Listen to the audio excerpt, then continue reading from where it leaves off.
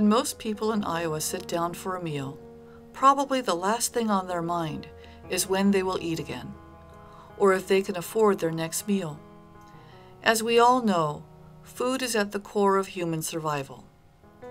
It can be at the heart of a family's traditions and the key to a nation's cultural identity. But what happens when you live in the world's largest economy, where food is ever abundant, and yet you may still go to bed at night hungry? This is called food insecurity, meaning you don't have consistent access to enough food for a healthy diet. The problem of food insecurity is a growing concern worldwide. More than 1 billion people are estimated to lack sufficient access to the food that they need to be healthy. But what some may not realize is that food insecurity hits closer to home than we know.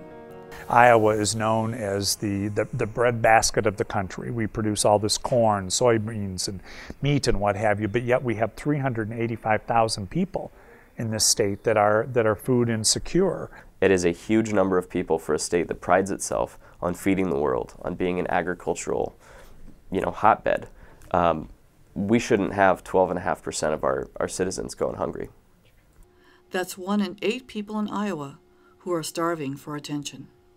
I don't think there are people, not only Waverly, but Bremer County and the state of Iowa, are aware of how much there is a need.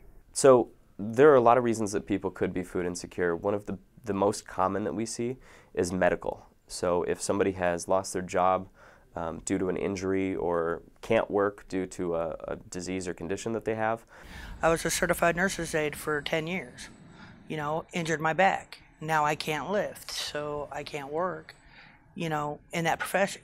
That's a big factor. A lot of retirees don't have the income that they need to make ends meet, even with retirement savings that they may have and Social Security. It's just not enough to get them by. Oh, it happens in a heartbeat. Just all it takes is being a layoff of the job, and there might be 2 incomes, and then he gets laid off and she's trying to make it work. So this can happen to anybody. We're real people. We're hard workers. We had 5 kids. We raised our kids, and we never expected to be in this situation. I didn't think I would, but don't say never. Don't ever say never, because you never know. And look at us. These are working people, and they just can't make it. They don't make enough money. Their hourly wage is just ridiculous.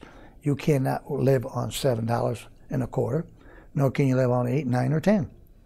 That this is not a problem of people who are lazy. This is a problem where people who are hardworking Iowans are struggling to make ends meet, and we exist to help them, get the food that they need to survive. That's, the wages nowadays are fine for like 50 years ago, but they're not good for, everything's going up, except for the price that they're paying employees. The majority, well, not the majority, but 40% of the people we help are actually employed. So we are helping the working poor. You just can't expect people to earn a living on small wages. And especially if you have a mother with 2 or 3 kids and she's trying to put them through school, it's utterly impossible. Then when you get the husband and the wife, even if they're making $15 a piece, that's $30 an hour. You take it times 40 hours, 1,200, that's $60,000. That's at least got a little bit of shot, when they're both making that, but most of them aren't. Where my heart gets broken is when I see families that have children who are food insecure. Here's an interesting fact that I find kind of appalling. 1 in 5 children in the state of Iowa are food insecure. Now, as a dad, that really troubles me. My kids were fortunate to not be food insecure, but when you think about 1 in 5 Iowa kids that are food insecure, that's amazing to me. North High will tell you their kids go home hungry. They only want to go home. So you see what's going on. It's just horrible to think that this is happening. You would assume that people are eating dinner every night. You assume people are eating 3 meals a day. You assume that kids are coming to school full and ready to go. It's not the case at all. Hunger has been one of those things that it's a historic problem. It's been with us forever. You know, we're optimistic that we can gain a lot of ground and make a lot of difference in the lives of people who struggle with hunger, but we don't know whether it will ever go away.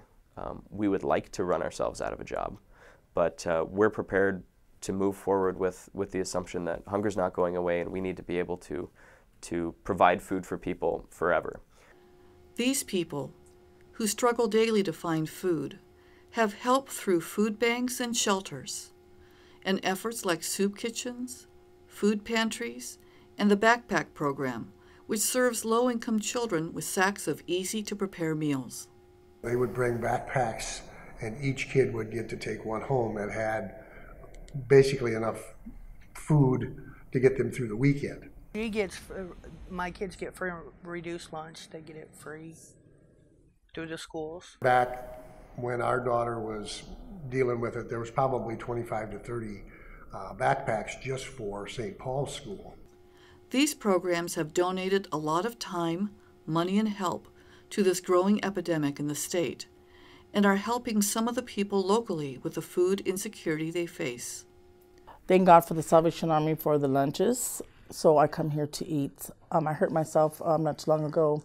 I sprained my ankle, so I haven't been here.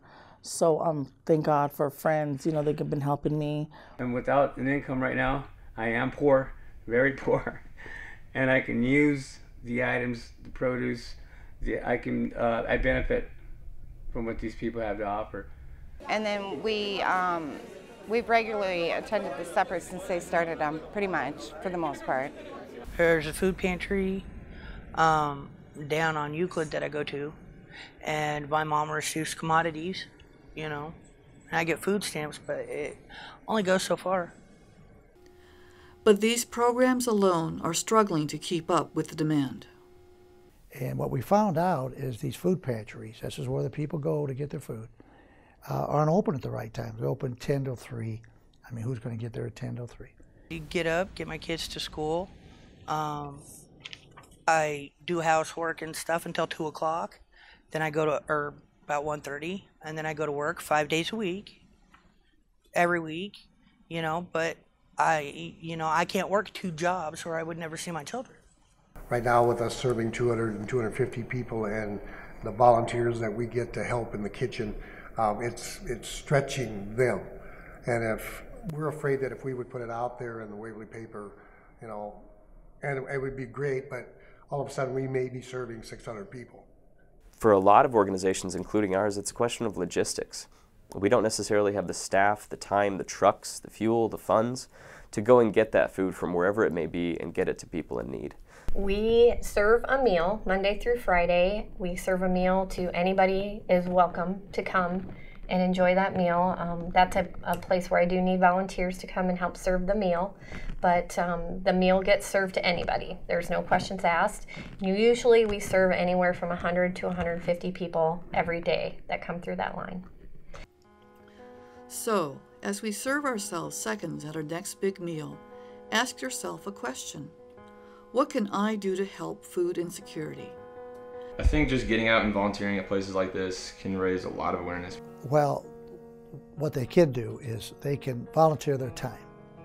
Out of all of the service hours that we provided, 60% was actually provided by volunteers.